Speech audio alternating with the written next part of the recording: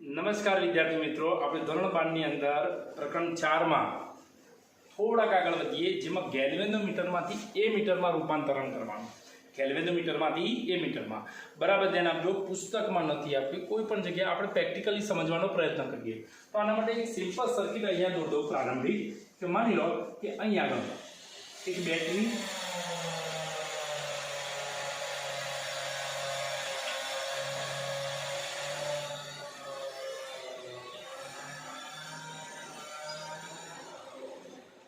બેટરીના voltage V, એમાંથી વહેતો પ્રવાહ I, અને એ I કોનો મળે?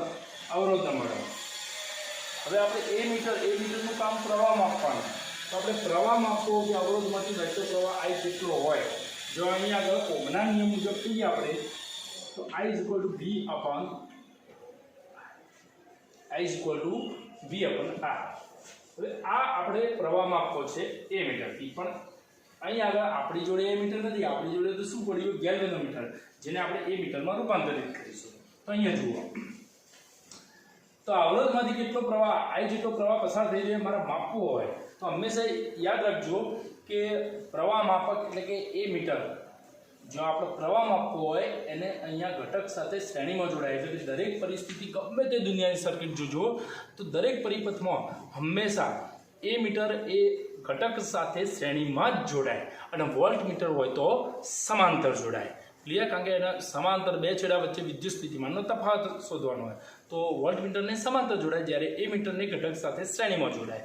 તો અહીંયા મારે અહીંયા આગળ આરમાંથી વહેતો પ્રવાહ શોધવો હોય, તો એ મીટરને અહીંયા મારે ક્યાં જોઈન્ટ કરવું પડે?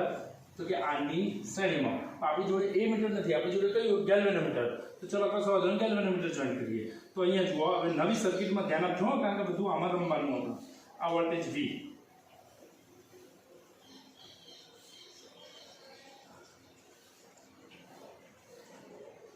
અહીંયા આપણે શું મૂકી દઈએ?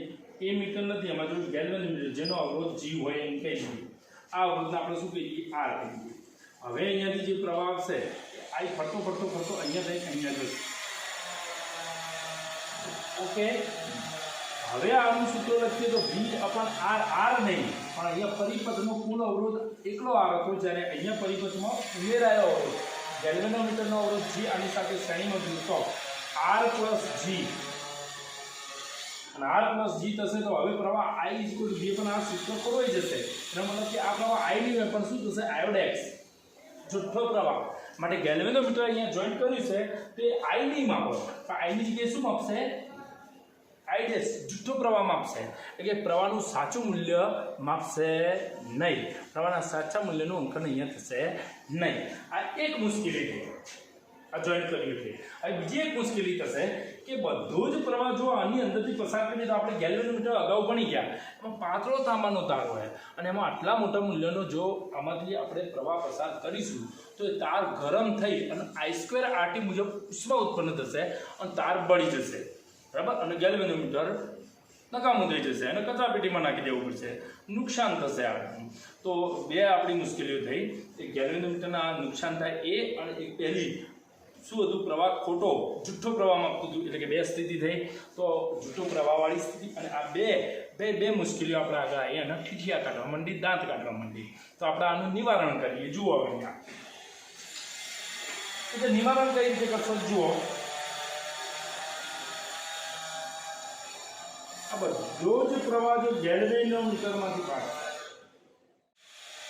ત્યારે આમાં તકલીફ થતી હતી ને.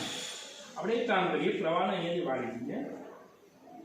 ટૂંકમાં અહીંયા આ ગેલ્વેનોમીટરની સાથે એના અવરોધના મૂલ્ય કરતાં પણ ઘણા ઓછા મૂલ્યનો અવરોધ, એટલે કે અહીં આગળ એક RS લઘુ અવરોધ, એટલે કે ગેલ્વેનોમીટર સાથે એને સમાંતર ગેલ્વેનોમીટરના અવરોધ કરતાં ઓછા મૂલ્યનો અવરોધ અહીંયા આપણે જોડી દઈએ, કે જેથી બધો પ્રવાહ અહીંયાથી બળી જાય, એટલે આ ગેલ્વેનોમીટરનું મૂંઝવણું બળશે નહીં.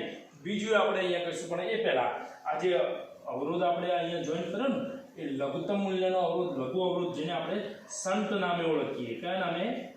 શન્ટ કહીશું. ઓકે, અને RS નું સૂત્ર આપણે અહીંયા મેળવવાનું એન્ડમાં. તો જુઓ, અહીંયા પહેલાં મુશ્કેલીઓનું નિવારણ થયું કે ના થયું એ જોઈ લઈએ. તો જુઓ, હવે અહીં આગળ પરિપથનો અવરોધ કહીએ તો તો r પ્લસ g નહીં પણ આ બેનો ભેગો કરીએ અને એ અવરોધ g ડેશ કહીએ તો અત્યારે આ અવરોધ g ડેશ છે કે r પ્લસ g ડેશ આ તો બદલાયેલું કે ના ના જુઓ બરાબર ધ્યાન આપો g ડેશ નું સૂત્ર અહીંયા શું થશે તો કે આ બે સમાંતર જોડાણ માટે g ઇન્ટુ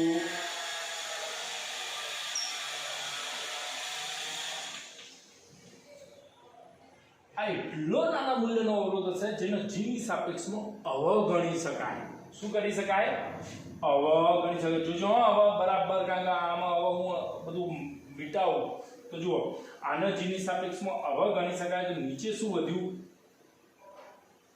g વધ્યો તો આ g ઉડી g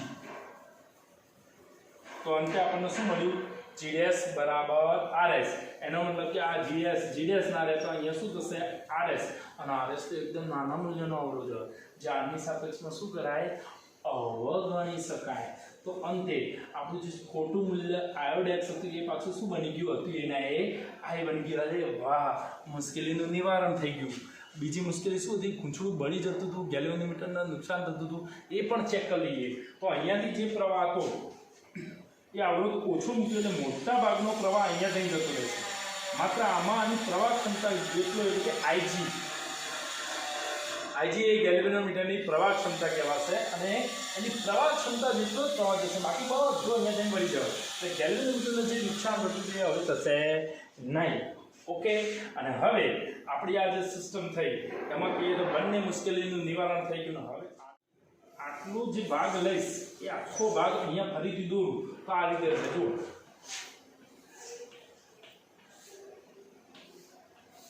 નીચે શું આ શન્ટ rs અહીંયાથી પ્રવાહ I આવતો હતો આમાં કેટલો એની પ્રવાહ ક્ષમતા IG જેટલો જતો હતો બાકીનો બધો પ્રવાહ અહીંયા વળી અહીંયા કેટલો પ્રવાહ છે તો કે I માંથી IG જતો એટલે કે I માઈનસ IG ઓકે અહીંયાથી પડતો એનો પ્રવાહ અહીંયા થઈને પાછો ભેગો થઈને I બની જશે ક્લિયર હવે જુઓ અહીંયા તો આના બે છેડા વચ્ચેની વિદ્યુત સ્થિતિમાન એટલે કે VG આ શાખાનું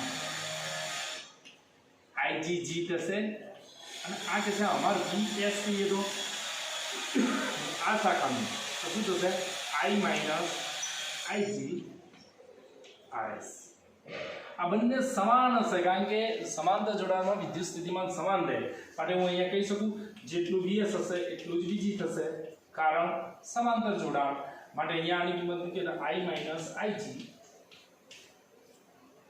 RS બરાબર અહીંયા શું થશે IG અંતે તમને સૂત્ર મળશે RS બરાબર જો આને કરતા કરો તો આપણે બધા નંબર કે IGG upon I minus IG જેને શન્ટનું સૂત્ર કહેવામાં આવે બરાબર આનાથી શોર્ટ સૂત્ર આપણે મેળવી શકીએ જો મસ્ત વાત કહું તમને આ તો સૂત્ર મળ્યું પણ આનાથી પણ એકદમ ઈઝી સૂત્ર તમને કહું કે જે સીધું તમને જવાબ આપતું હોય એવું તો જુઓ આ જે એમીટર રચાયું એના માટે શન્ટ માટેનું જે સૂત્ર મળ્યું એમાં પ્રવાહ I એટલે કે આ જે એમીટર માટે આપણે કહીએ તો એની પ્રવાહ ક્ષમતા n ગણી કરવામાં આવે ગેલ્વેનોમીટરમાંથી જે પ્રવાહ વહી રહ્યો હોય એ પ્રવાહ ક્ષમતાને n ગણી એટલે n ગણી પ્રવાહ ક્ષમતા હોય તો એના માટે શન્ટનું મૂલ્ય કેટલું જોઈએ બરાબર ધ્યાન આપજો તો કે I બરાબર NIG એટલે કે પ્રવાહ ક્ષમતાને n ગણી કરતો RS બરાબર કેટલું થાય તો કે RS નું સૂત્ર અહીંયા આપણે એપ્લાય કરીએ તો અહીંયા શું થશે IG અપન અહીંયા મૂકો NIG શું થશે NIG ને IG કોમન કાઢ દો અને પાછળ લખી દો તો અહીંયા IG થશે IG ગચ્છંતી તો શું થાય G અપન N માઈનસ 1 આ એકદમ શોર્ટકટ વાળું સૂત્ર થઈ ગયું તમને એમ કે ગેલ્વેનોમીટરની પ્રવાહ ક્ષમતા જો 50 ગણી કરવામાં આવે n બરાબર કેટલા ગણી 50 ગણી કરવામાં આવે તો RS કેટલું થાય તો તમે તરત કહી શકો 50 માઈનસ 1 એટલે 49 G ભાગ્યા 49 RS G ભાગ્યા 49 થશે જો n બરાબર 100 કીધું હોય તો RS કેટલું થાય G ભાગ્યા 99 તો આવું તમને પૂછો MCQમાં તો તમે ફટાક દઈને જવાબ આપી દો બરાબર તો આ એક ઈઝી સૂત્ર થયું આવડશે મિત્રો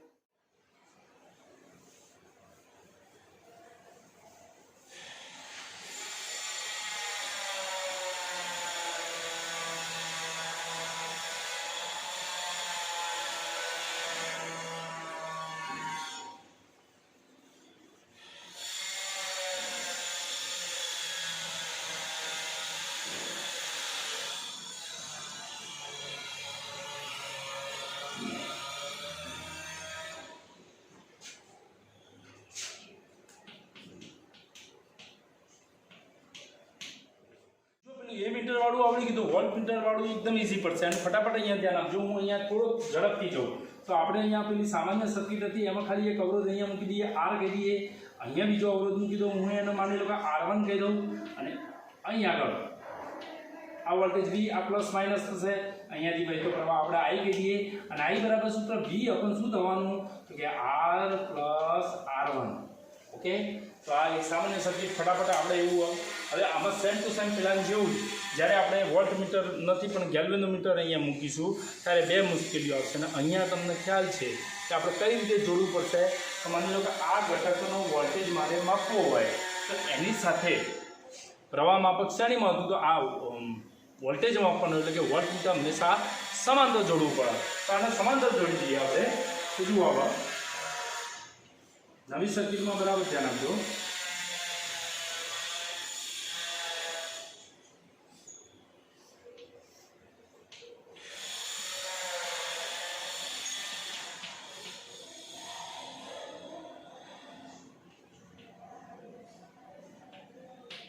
તો આ વખતે હું હવે પ્રવાહની વાત કરું તો I બરાબર V અપન શું થશે R પ્લસ R1 G अपन R1 प्लस G એટલે આ સમાંતર જોડાણ છે ને એનો આખો અવરોધ આપો અને અંતે પ્રવાહ જે હતો એ બદલાઈ જશે અને અહીંયા આયોડ એક્સ થઈ જશે સેમ ટુ સેમ. અને જો પ્રવાહ બદલાશે અહીંયા હવે તો જો પ્રવાહ બદલાશે તો આ ઘટકમાંથી જે પ્રવાહ જવાનો પસાર થવાનો એ પસાર થતો એટલે કે આ ઘટકમાંથી પસાર થતો જો પ્રવાહ બદલાઈ જાય તો એના બે છેડા વચ્ચેનો વોલ્ટેજ પણ શું થશે બદલાઈ જશે એટલે આ જુઠ્ઠો વોલ્ટેજ માપશે. બીજું કે આ અવરોધની સાપેક્ષમાં આનો અવરોધ ઓછો હોવાથી મોટા ભાગનો પ્રવાહ અહીંયાથી પસાર થશે અને મોટા ભાગનો પ્રવાહ અહીંયાથી પસાર થશે પાછું આ બળી જશે ને તો ફરીથી મુશ્કેલીઓ એને આવી. હવે નિવારણ માટે કહીએ તો જુઓ કશું નહીં કરવાનું. પેલામાં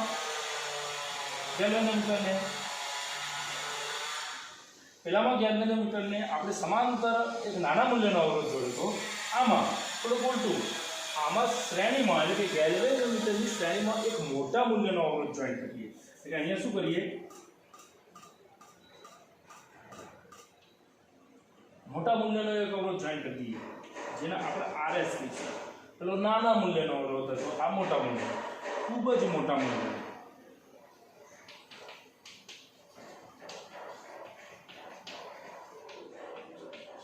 અને ખૂબ જ મોટા મૂલ્યનો અવરોધ જેમાં RS ની સાપેક્ષમાં G ને આપણે અવગણીશું. પણ આ બેનો સમતુલ્ય જે અવરોધ થશે એને આપણે શું કહીએ G ડેશ. શું કહીએ G ડેશ. એટલે અહીંયા R1 અને G હતું એની જગ્યાએ હવે જો આ સૂત્ર મૂકીએ તો જ્યાં G હતા એ બધા G ડેશ થઈ જશે. અને હવે જુઓ G ડેશ બરાબર શું થશે G પ્લસ RS. એમાં RS જો બધો વધારે એની સાથે શું શું કરી શકીએ અવગણી. શું કરી શકીએ અવગણી શકાય.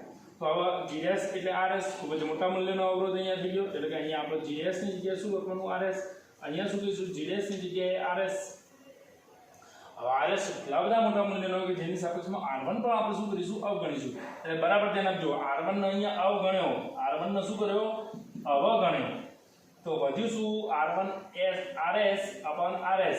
RS બી ગચ્છન્તિ અને અંતે કશું વધ્યું કે ના આ બધું ઉડી ગયું હતું ને એવું સૂત્ર મળી ગયું. તો અહીંયા શું થઈ જશે RS ની જગ્યાએ I એટલે હતો એના એક પ્રવાહ તો હતો એના એક વોલ્ટેજ મળશે અહીંયા અને આમ વોલ્ટેજનું સાચું મૂલ્ય માપશે. બીજું કે અહીંયા આગળ આપણે જે પ્રવાહ આવતો હતો એમાં અહીંયા મોટા મૂલ્યનો અવરોધ આ શાખામાં આવી ગયો એટલે અહીંયા એકદમ ઓછા મૂલ્યનો એટલે કે આની પ્રવાહ ક્ષમતા IG જેટલો જ પ્રવાહ જશે, બાકીનો બધો આ અવરોધમાંથી જશે. ઓકે, તો અહીં આગળ જે ગૂંચળું બળતું હતું એ પણ પ્રશ્ન નીકળી ગયો કારણ મોટા ભાગનો પ્રવાહ R1 બળતું પાસ થઈ જાય. અહીંયા આપણે મોટા મૂલ્યનો અવરોધ લીધો તો ઓછો પ્રવાહ પાસ.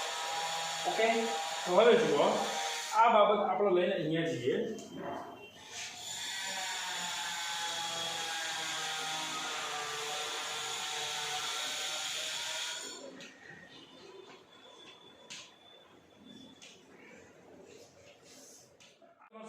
RS નું મૂલ્ય શોધવાનું. તો જો V બરાબર આના બે છેડા વચ્ચેનું વોલ્ટેજ એટલે કે VG બરાબર શું થશે તો કે IGG અને આના બે છેડા વચ્ચેનો વોલ્ટેજ કહીએ તો VS બરાબર IG આવે. ટોટલ વોલ્ટ કહું તો VG પ્લસ VS, અને V બરાબર VG ની કિંમત અને VS ની કિંમત મૂકીએ એમાં IG કોમન કરીએ તો IG બરાબર શું થશે G પ્લસ આપણે RS શોધવાનું તો અને આ બાજુ દેખો V અપોન IG બધી શું G પ્લસ RS. આપણે RS શોધવો તો G નો નોકર એટલે કે minus G is equal to આપણને શું મળશે RS, અને આમ RS શોધવા માટેનું સૂત્ર અહીંયા પ્રાપ્ત થઈ ગયું. આનો પણ શોર્ટકટમાં ફેવરી શકાય પેલાની જેમ. તો કેમ કે અહીંયા વોલ્ટેજ ક્ષમતા VG ને એનું ગણી કરવામાં આવે તો આ સૂત્રની અંદર V ની જગ્યાએ અહીં આગળ NVG મૂકીએ એટલે કે NVG upon IG minus G. અહીંયા તમે જોઈ શકો આના ઉપરથી કહું તો કે VG upon IG, VG upon IG તો G થાય તો કે એનો મતલબ આ G થશે તો શું કહેવાય તો કે NG માઇનસ G એટલે કે G કોમન કાઢ્યું તો N માઇનસ 1 થઈ ગયું. આમાં પ્રવાહ ક્ષમતા માની લો 50 ગણી કીધી હોય તો RS 49G, 100 ગણી કીધી હોય તો 99G. Okay, clear, complete. અને આમ આ ચેપ્ટરની આ અંતિમ થિયરી આપણે અહીંયા પૂર્ણ કરેલ છે. આ સાથે આપણું આ ચેપ્ટર અહીંયા પૂર્ણ થઈ ગયું. નવા ચેપ્ટર અને નવા પોઈન્ટ સાથે આપણે ફરીથી મળીશું મિત્રો. જય હિન્દ, જય ભારત.